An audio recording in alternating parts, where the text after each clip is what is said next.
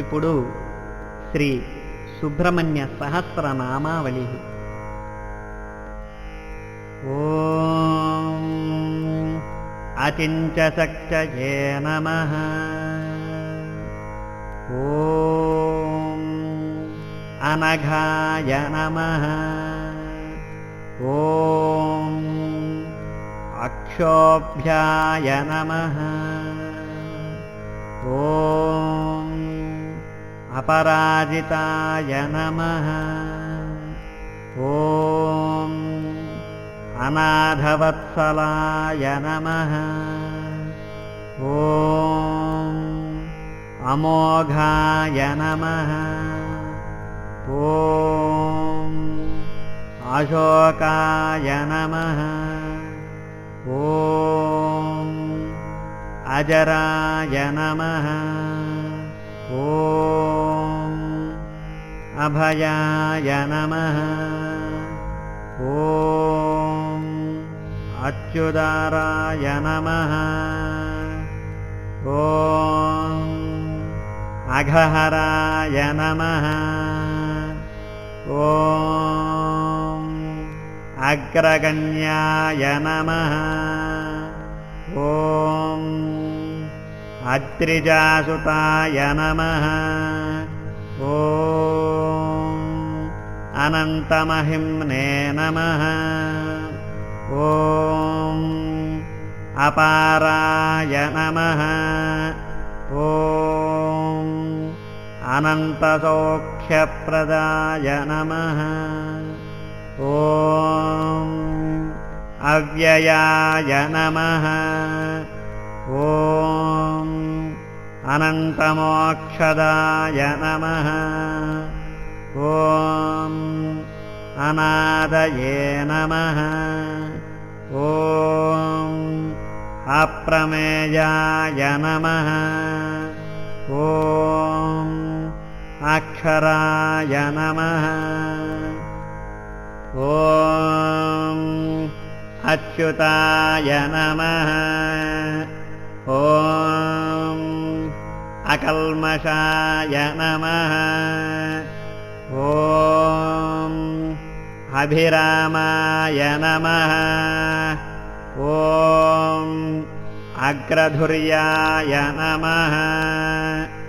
ఓం అమితవిక్రమాయ నమః. ఓం అతులాయ నమః. ఓం అమృతాయ నమః. ఓం అఘోరాయ నమః. ఓం అనంతాయ నమః. ఓం అనంతవిక్రమాయ నమః. ఓం అనాథనాథాయ నమః. ఓం అమలాయ నమః. ఓం అప్రమత్తాయ నమః. ఓం అమరప్రభవే నమః. ఓం అరిందమాయ నమః. ఓం అఖిలాధారాయ నమః. ఓం అడిమాదిగుణాగ్రగణ్యయే నమః. ఓం అగణ్యాయ నమః. ఓం అచంచలాయ నమః. ఓం అమరస్తుత్యాయ నమః. ఓం అకళంకాయ నమః.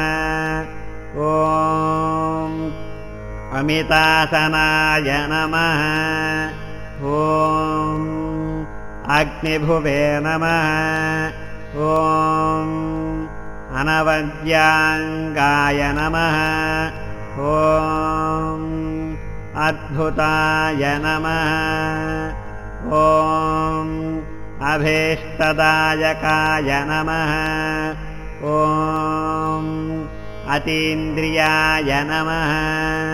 ॐ अमेयात्मने नमः ॐ अदृश्याय नमः ॐ अव्यक्तलक्षणाय नमः ॐ आपद्विनाशनाय नमः ॐ आर्याय नमः ॐ आद्याय नमः ॐ आगमसंस्कृताय नमः ॐ आर्तसंरक्षणाय नमः ॐ आद्याय नमः ॐ आनन्दाय नमः ॐ आर्यसेविताय नमः ॐ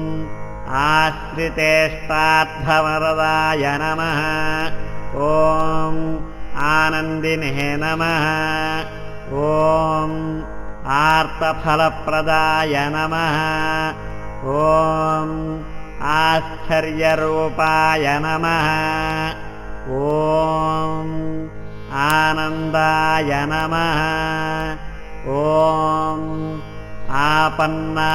आपन्नार्तिविनाशनाय नमः ॐ इभवक्त्रानुजाय नमः ॐ इष्टाय नमः ॐ इभासुरहरात्मजाय नमः ॐ इतिहासश्रुतिस्तुत्याय नमः ॐ इन्द्रभोगफलप्रदाय नमः ॐ इष्टापूर्तफलप्राप्तये नमः ॐ इहामुत्रेष्टफलदाय नमः ॐ इष्टदाय नमः ॐ इन्द्रवन्दिताय नमः ॐ ईडनीयाय नमः ॐ ईशपुत्राय नमः ॐ ईप्सितार्थप्रदायकाय नमः ॐ ईतिभीतिहराय नमः ॐ ईड्याय नमः ॐ ईषणत्रयवर्जिताय नमः ॐ उदारकीर्तये नमः ॐ उद्योगिने नमः ॐ उत्कृष्टाय नमः ॐ उरुपराक्रमाय नमः ॐ उत्कृष्टशक्तये नमः ॐ उत्साहाय नमः ॐ उदाराय नमः ॐ उत्सवप्रियाय नमः ॐ उजृम्भाय नमः ॐ उद्भवाय नमः ॐ उग्राय नमः ॐ उग्रलोचनाय नमः ॐ उन्मत्ताय नमः ॐ उग्रशमनाय नमः ॐ उद्वेगघ्नाय नमः ॐ उरगेश्वराय नमः ॐ उरुप्रभावाय नमः ॐ उदीर्णाय नमः ॐ उमासूनवे नमः ॐ उदारधिये नमः ॐ